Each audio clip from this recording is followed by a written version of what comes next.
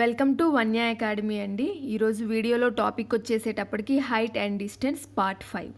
మీలో ఎవరైతే part 5 first time చూస్తున్నారో వాళ్ళు పార్ట్ 1 నుంచి పార్ట్ 4 వరకు చూడండి. ఆర్డర్లో ఉంటుంది, కంటిన్యూటీ ఉండి మీకు ఈజీగా అర్థమవుతుంది. ఓకే, అండ్ హైట్స్ అండ్ డిస్టెన్స్కి సంబంధించి ఈ పార్ట్ 5 లాస్ట్ పార్ట్ అండి. ఈ పార్ట్తో మనకి హైట్స్ అండ్ డిస్టెన్స్ కంప్లీట్ అయిపోతుంది. నెక్స్ట్ నెంబర్ సిస్టమ్ టాపిక్ చెప్తాను. మ్యాక్సిమం ఈరోజే నెంబర్ సిస్టమ్కి సంబంధించి కూడా 1 or 2 వీడియోస్ పోస్ట్ చేస్తాను. ఓకే, ఫస్ట్ మనం ప్రాబ్లం డిస్కస్ చేసుకోబోయే కన్నా ముందు దానికి సంబంధించిన ఫార్ములా డిస్కస్ చేసుకుందాం.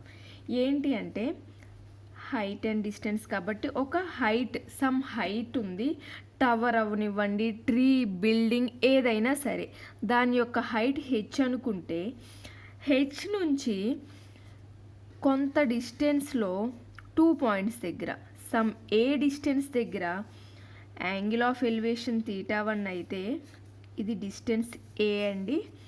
నెక్స్ట్ బి డిస్టెన్స్లో ఈ రెండింటి మధ్య డిస్టెన్స్ బి డిస్టెన్స్లో యాంగిల్ ఆఫ్ ఎలివేషన్ వచ్చేటప్పటికి θ2 అనుకుందాం.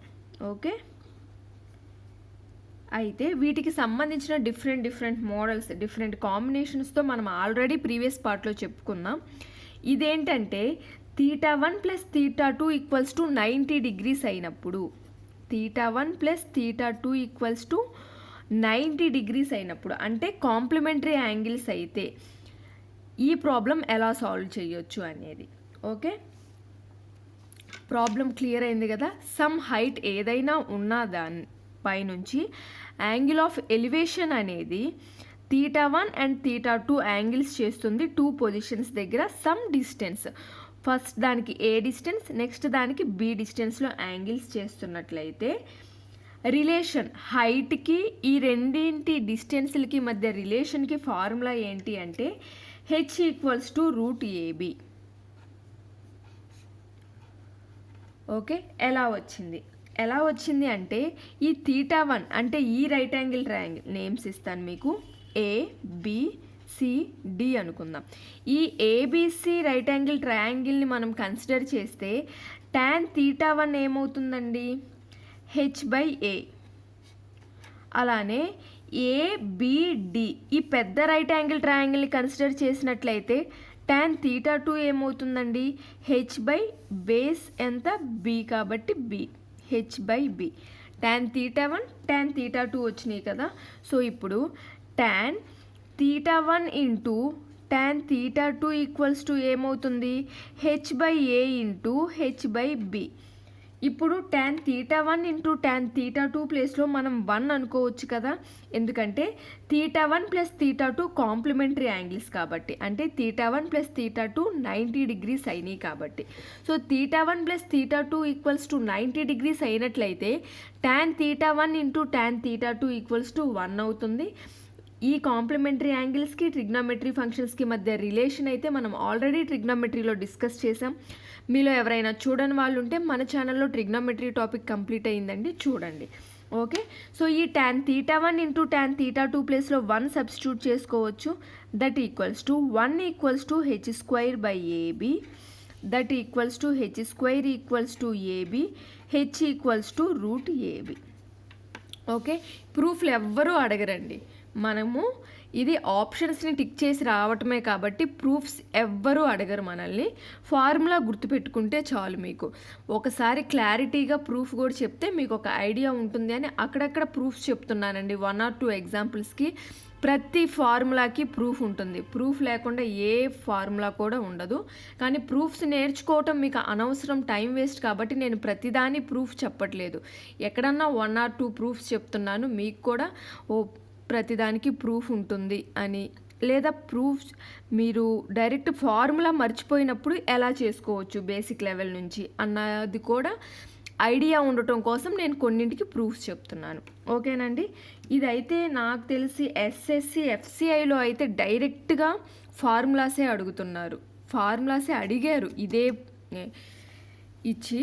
సో ఈ పార్ట్లో నేను డిస్కస్ చేసే ఫార్ములాస్ ఏంటంటే ఫార్ములాసే డైరెక్ట్గా అడుగుతున్నారండి చాలా వరకు. ఒక ట్రీ ఉంది, దాని హైట్ హెచ్ అనుకుందాము.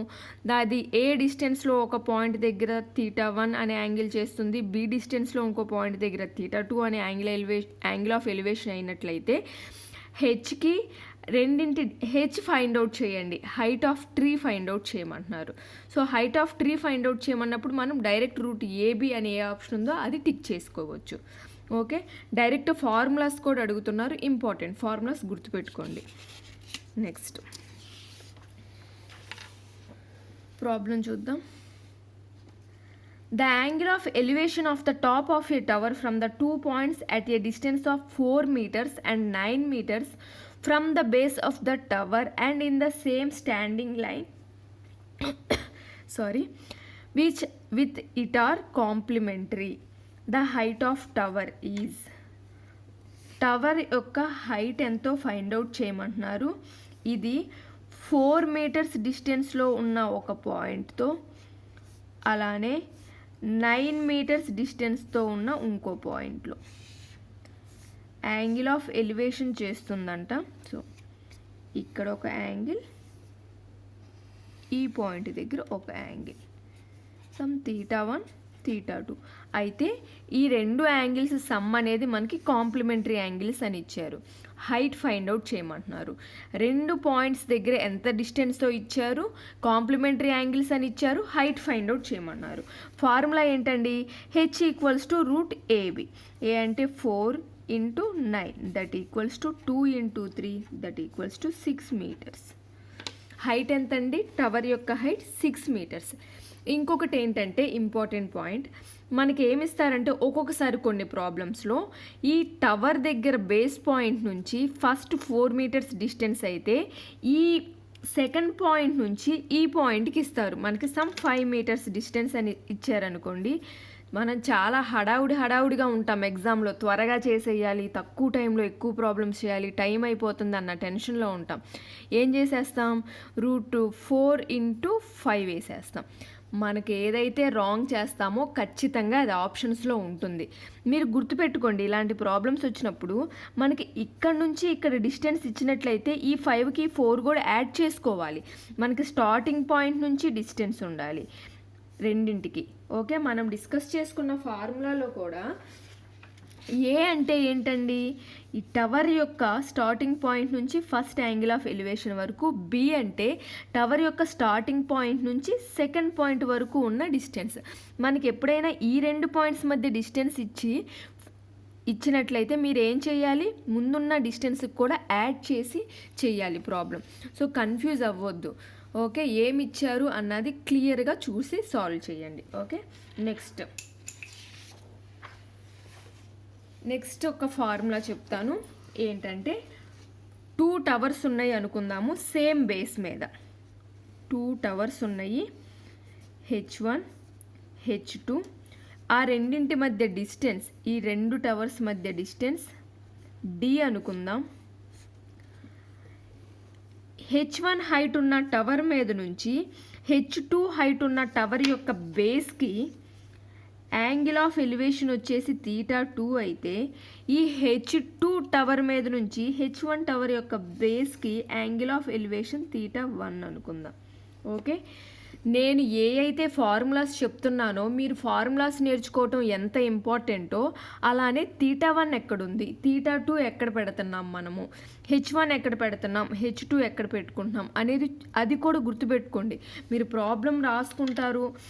సో చెప్తాను ఉండండి. దీనికి ఫార్ములా ఏంటి అంటే, రెండు టవర్స్ యొక్క హైట్స్ ఇచ్చి ఈ టవర్ టాప్ నుంచి ఈ టవర్ బేస్కి, ఈ టవర్ బేస్ నుంచి ఈ టాప్ నుంచి ఈ టవర్ బేస్కి యాంగిల్ ఆఫ్ ఎలివేషన్స్ ఇస్తారు. ఈ రెండింటి మధ్య డిస్టెన్స్ సమ్ ఎంతో కొంత డిస్టెన్స్లో ఉన్నాయి అని ఇస్తారు. హైట్స్ యొక్క రేషియో ఏంటో ఫైండ్ అవుట్ చేయమంటారు. హైట్స్ యొక్క రేషియో ఫైండ్ అవుట్ చేయమంటే H1/H2 equals to tan θ2/tan θ1. Okay, H1/H2 equals to tan θ2/tan θ1. H1 అంటే ఈ టవర్ యొక్క హైట్, H2 అంటే ఈ టవర్ యొక్క హైట్, θ2 అంటే ఈ యాంగిల్ ఆఫ్ ఎలివేషన్. θ1 అంటే ఇక్కడ మనం యాంగిల్ ఆఫ్ ఎలివేషన్ అనుకున్నాం. మీరు రివర్స్లో వేసుకొని రివర్స్గా ఫార్ములాస్ రాసుకోవద్దు. ఎప్పుడైనా సరే మీరు ఒక డయాగ్రామ్ వేసుకొని డయాగ్రామ్ నుంచి ఒక ఫార్ములా నేర్చుకున్నారు అంటే ఏ వాల్యూ అంటే అది ఎక్కడుంది, బి వాల్యూ అంటే ఎక్కడుంది, హెచ్ అంటే ఎక్కడుంది, θ1 అంటే ఎక్కడ యాంగిల్ అనుకుంటున్నాము అనేది ఆ డయాగ్రామ్లో కూడా పర్ఫెక్ట్గా నేర్చుకోండి. ఓకే,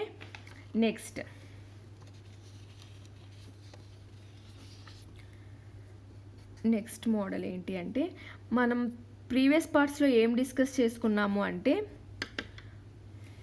ఒక టవర్ డిస్కస్ చేసుకున్నాం. టవర్ హైట్ ఉండి ఆ టవర్ పై నుంచి యాంగిల్ ఆఫ్ ఎలివేషన్ బేస్ మీద 2 పాయింట్స్ అయితే డిస్కస్ చేసుకున్నాం.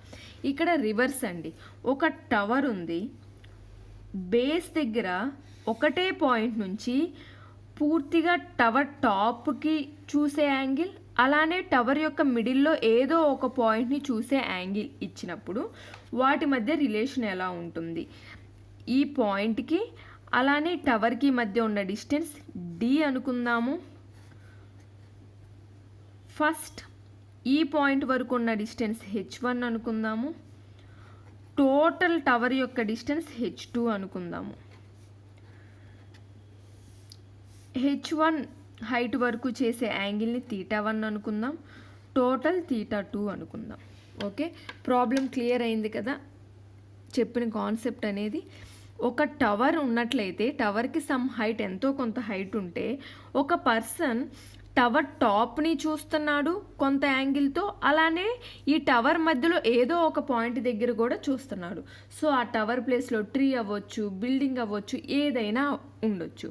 ఓకే, ఇలా ఇచ్చినప్పుడు వాటి హైట్స్ మధ్య రిలేషన్ ఏంటి అంటే h1/h2 equals to tan θ1/tan θ2. ఓకేనా అండి, h1/h2 equals to tan θ1/tan θ2. ఇక్కడ కూడా అంతే. ఫర్ ఎగ్జాంపుల్ మనకి 2 పోల్స్ ఉన్నాయి అనుకుందామండి.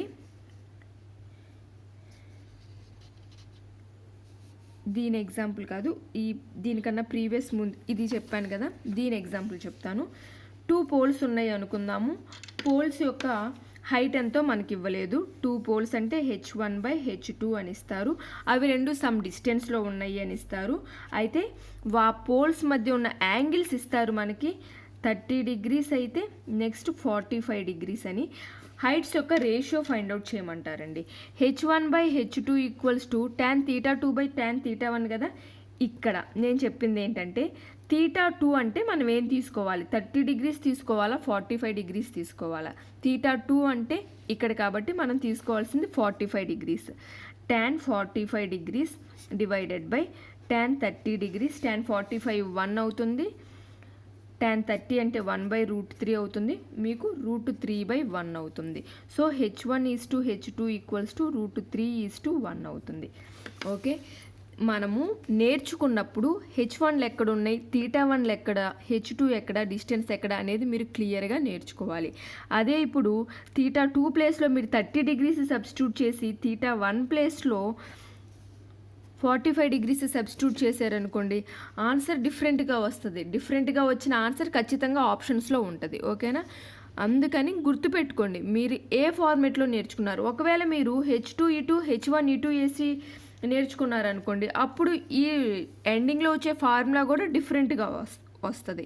ఓకేనా, మీరు ఏ విధంగా అయితే నేర్చుకున్నారు, ఇప్పుడు నేను చెప్పిందనే కాదు, మీరు ఆల్రెడీ ఈ టాపిక్ నేర్చుకొని ఉండొచ్చు. ఒక పద్ధతి ప్రకారం ఒక ఫార్ములా నేర్చుకున్నప్పుడు మనం θ1 అంటే ఎక్కడ అనుకుంటున్నాం, హెచ్ అంటే ఎక్కడ అనుకుంటున్నాం, డిస్టెన్స్లో ఏ వాల్యూ అంటే ఎంతవరకు, బి అంటే ఎంతవరకు, లేదా మీరు in terms of x and వైలో నేర్చుకుంటే ఎక్స్ అంటే ఎంతవరకు డిస్టెన్స్, వై అంటే ఎంతవరకు డిస్టెన్స్ అని నేర్చుకున్నాం. ఇవన్నీ గుర్తుపెట్టుకొని పర్ఫెక్ట్గా రాయండి. హైట్స్ అండ్ డిస్టెన్స్ అనేది చాలా చాలా ఈజీ టాపిక్, అలానే వెరీ వెరీ ఇంపార్టెంట్ టాపిక్. ఖచ్చితంగా ఒక ప్రాబ్లం అయితే ఖచ్చితంగా వస్తుందండి. చాలా సింపుల్గా ఉంటుంది. మనం ఏమైతే డిస్కస్ చేసుకున్నామో ఆ ఫార్ములాస్, మీరు నేర్చుకున్న టాపిక్స్, మోడల్స్ మీద నెంబర్ ఆఫ్ ఎగ్జాంపుల్స్ ప్రాక్టీస్ చేయండి. హైట్స్ అండ్ డిస్టెన్స్ నుంచి 99% కాదు 100% మీరు రాంగే చేయరు. ఓకేనా? మీరు నేర్చుకున్న మోడల్ కాకుండా కొత్త మోడల్ ఇచ్చినా సరే మీకు ఆ ప్రాబ్లం సాల్వ్ చేసే విధానం ఎలా చేయొచ్చు అనే ఒక ఐడియా అయితే ఖచ్చితంగా మీకు వస్తుంది. ఎందుకంటే ఇన్ని మోడల్స్ డిస్కస్ చేసుకున్నారు, ఈ మోడల్స్ దాటైతే పోరు. కొంచెం అటు ఇటుగా ఏమైనా అడిగినా కూడా మీరు ఖచ్చితంగా చేయగలుగుతారు. నేర్చుకున్నవి పర్ఫెక్ట్గా నేర్చుకోండి, ఫార్ములాస్ చక్కగా నేర్చుకోండి, నెంబర్ ఆఫ్ ప్రాబ్లమ్స్ ప్రాక్టీస్ చేయండి.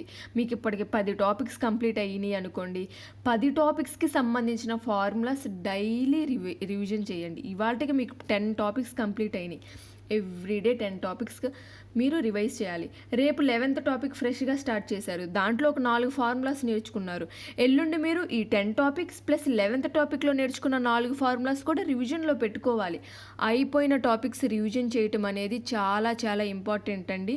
మీరు అయిపోయిన టాపిక్స్, నేను పర్సంటేజెస్ కంప్లీట్ చేశాను, నాకు ఆల్జీబ్రా అయిపోయింది, నాకు మెన్సురేషన్ అయిపోయింది అని మీరు ఆర్డర్లో చేసుకుంటూ వస్తుంటే 20 టాపిక్స్ కంప్లీట్ అయ్యేటప్పటికి మీకు స్టార్టింగ్లో ఏదైతే పర్సంటేజెస్ నేర్చుకున్నారో అది మళ్ళీ కొత్త టాపిక్ అయిపోతుంది. అందుకని ఎవ్రీడే ప్రతి టాపిక్లో ప్రతి ప్రాబ్లం ఎవ్వరం సాల్వ్ చేయలేమండి, అంత టైం మనకి ఉండదు.